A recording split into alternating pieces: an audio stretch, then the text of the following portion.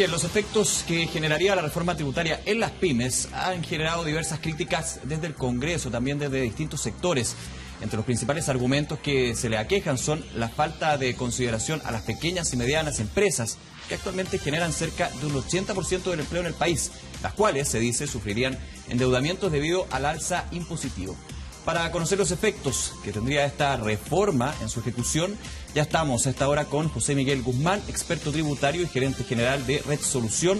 ¿Qué tal? Bienvenido, muy buenos días. ¿Qué tal? Buenos días. Buenos días. A ver, ya es ley, ya se ha comenzado a aplicar, de hecho, la reforma tributaria, pero dentro de toda la discusión, las pymes, la mediana y la pequeña empresa estaba preocupada justamente por el endeudamiento que podría tener efecto de estos cambios. Primero por el alza de impuestos, pero por sobre todo la eliminación del FUT. Principalmente aquí se enfoca a que tendrían que solicitar más créditos, más financiamiento a los bancos. ¿Es así? ¿Eso se está viendo? ¿Se podría ver?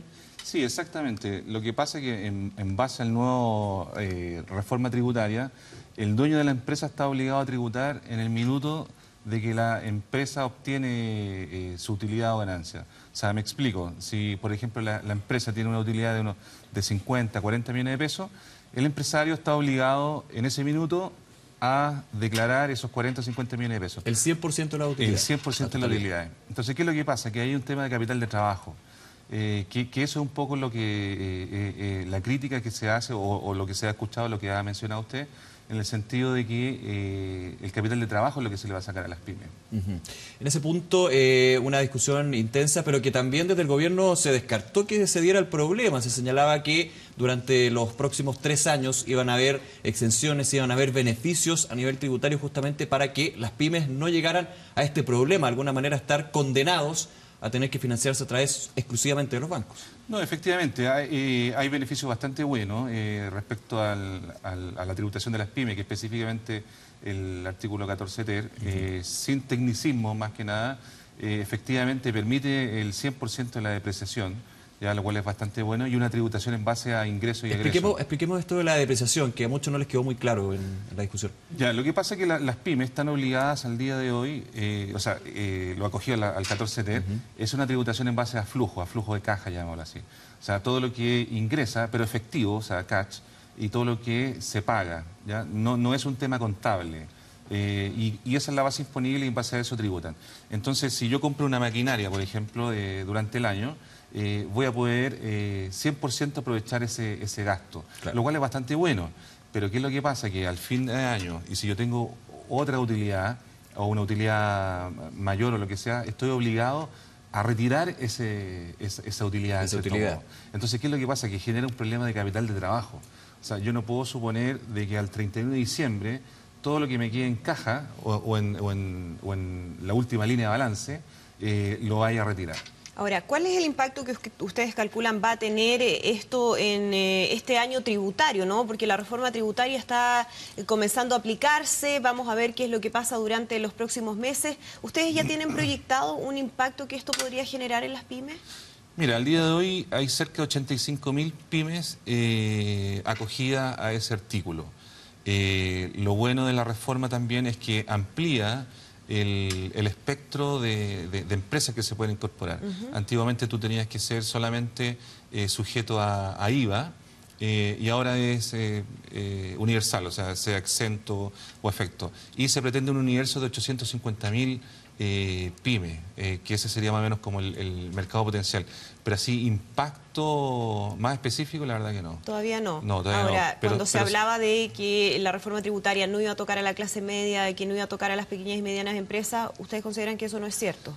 Lo que pasa finalmente. Es que, yo creo que sí, hay una parte que sí es factible, ya, porque si tú eres empresario y te suben los impuestos, tienes dos alternativas. O vas por el lado de los costos, el lado de las personas, o vas por el lado de los precios, o sea, aumento de precios. O sea, no creo que se mantengan los precios constantes. Entonces, por lo tanto, de alguna u otra manera, sí podría haber algún efecto en la economía del país. La reforma tributaria considera una gradualidad, que justamente es un elemento importante. Estos cambios no van a ser el 2015 todo, sino que se van a ir dando de a poco y de forma, como dice la palabra, gradual. Sí. ¿Eso es un beneficio para las pymes? ¿Eso puede ayudar a reordenarse y también establecer medidas para evitar un problema futuro? Sí, eso es cierto, porque te da en cierto modo un plazo como para poder establecer tu planificación tributaria. Por eso es importante que el día de hoy la planificación tributaria dentro de las pymes, que obviamente va a encarecer el servicio, sí, pero la verdad que se paga solo en definitiva. Claro. Pero sí es bastante bueno que existen estos 2 años de transición, llamémoslo así, porque ya a contar del 1 de enero del 2017 ya es firme. Y aquí los regímenes duran 5 años, o sea, los casamientos van a ser a 5 años. Claro. O sea, cuando tú optes por uno u otro. Claro, aquí hay que recordar que dentro del proyecto se consideran 2 tipos, podríamos decir, de contabilidad.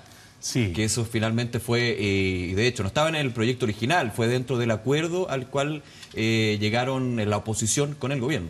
Claro, sí, efectivo. O sea, aquí van a haber 2 registros. Lo bueno de este artículo es que no va a necesitar contabilidad, registros de libro de inventario de balance, libro de FUT, en fin, en definitiva. O sea, eso tú no lo vas a necesitar. Pero aquí lo que pasa es que no conversa esos registros con el sistema bancario. O sea, tú vas a estar obligado a llevar un libro de caja, o sea, específicamente este artículo, por si acaso, un libro de caja y un libro de ingreso y egreso. Pero aquí lo que primero te pide un banco, un balance general. Entonces, un estado de resultados, indicadores. Entonces, no conversa este sistema tributario, en cierto modo, el registro, con la parte de gestión. Pero en ese sentido, ¿usted cree que lo que va a pasar es que los bancos van a evitar financiar pymes, pequeñas, medianas empresas, por un tema contable finalmente? Es que eso es lo que pasa. O sea, si tú lo ves, por ejemplo, el día de hoy, las empresas de responsabilidad limitada le piden la garantía a los dueños de la empresa. Entonces, en definitiva, es un poco lo mismo. José Miguel, ¿y hay maneras de ir corrigiendo algunos aspectos que no hayan quedado tan bien en esta reforma tributaria para efectos de las pymes? Es decir, de tomar otras medidas que vayan en paralelo y que puedan ir ayudando a compensar o a paliar esos efectos. Mire, la verdad que sí.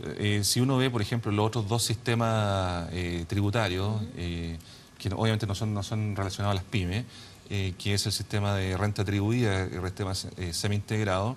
En el sistema semi-integrado, en cierto modo, va a existir FUT, pero es un FUT encubierto, es un FUT con peaje, ¿ya? Es un FUT que un peaje de un 11%. Ya, coincide entonces con eso, porque esa fue una de las críticas que se hizo cuando finalmente se llegó a un acuerdo respecto a reforma tributaria. Muchos dijeron, atención, que aquí el FUT se va a mantener, pero de manera encubierta. Con peaje, claro. Con un peaje de un 11%. O sea, ese más o menos va a ser el costo.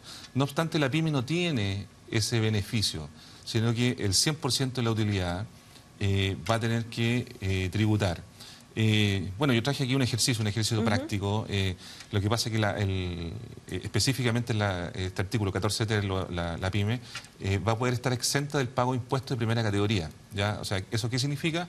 Que a contar del 2017 no va a pagar, o sea, puede optar, solamente si son dueños personas naturales, a no pagar impuestos en su empresa, ¿ya? Pero todo esto tiene un depende, o sea, depende qué nivel de utilidad, si le conviene incluso pagar o no pagar. O sea, va a haber un nivel de utilidad que incluso le conviene pagar y obtener la devolución en base a su declaración personal. Un poco para entender el tema de los impuestos, las empresas pagan por un lado la primera categoría, ya que eso lo pagan las empresas, y en una segunda instancia el impuesto global complementario que lo pagan las personas, los dueños de la empresa. Entonces lo que yo pago en la empresa lo resto acá, en términos más o menos sencillos. Ahora, ¿se cumple la premisa que se presentó desde un comienzo con la reforma tributaria en términos de que el que tiene más, el que gana más, va a terminar pagando más o no necesariamente? La verdad que no necesariamente, porque quedaron ciertos vacíos, interpretaciones, sobre todo con las rentas presuntas, y la verdad que no lo veo así. Ya. En ese contexto y con todo lo que hemos hablado, ¿cuál es la recomendación? Especialmente para el pequeño empresario, uno que tiene, por ejemplo, tiene poca maquinaria o que no tiene también mucho contexto y también conocimiento de una contabilidad tan especificada y que finalmente tiene que hacer un cambio en toda esa estructura. ¿Cuál es la recomendación de aquí hacia el 2017 cuando ya los cambios van a ser bastante más fuertes? Bueno, la recomendación es que invierta en asesoría, o sea, en lo que es asesoría tributaria y planificación tributaria, que es un concepto. Lo que pasa es que la mayoría del empresario no lo entiende o no le toma el peso, sino que solamente piensa en el típico contador que le lleva la contabilidad, el pago de impuestos y todo eso.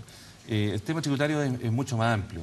Entonces, si es precavido, toma salvaguarda en ese tipo de cosas, la verdad que podría estar muy bien preparado para enfrentar este nuevo cambio. Y por ejemplo, en términos de financiamiento, como uno piensa, y lo que usted decía, que en algún minuto va a haber un problema en el momento de ir a financiarse con los bancos, ¿será mejor ir ahora a pedir un crédito al banco? No, la verdad. En términos prácticos, digo. O sea, podría ser, pero la verdad que no lo creo todavía, porque este impacto recién se va a ver el año tributario 2018. O sea, ahí va a ser realmente el primer pago de impuestos. Claro.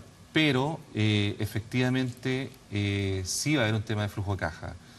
Por lo tanto, requiere un análisis y un estudio acabado de cada empresario en particular. Aquí no hay una receta común. O sea, va a depender del tipo de empresa, de la estructura societaria. Claro, porque también está la pregunta si para el empresario es mejor llevar a cabo una inversión que tenía pensada para el 2016, 2017, adelantarla al 2015 con una reestructuración del financiamiento. Claro, exactamente. O sea, esas son incógnitas que efectivamente se tiene que hacer el empresariado. O sea, o postergo, o lo llevan adelante, o mejor lo hago el 2018, cuando esté todo el beneficio completo. O sea, son preguntas que efectivamente se tiene que hacer el empresariado, pero para eso, obviamente, asesorarse de una mejor manera. Perfecto. Bien, pues, José Miguel, muchas gracias por esta entrevista. Muchísimas gracias. Buenos días. Hasta luego.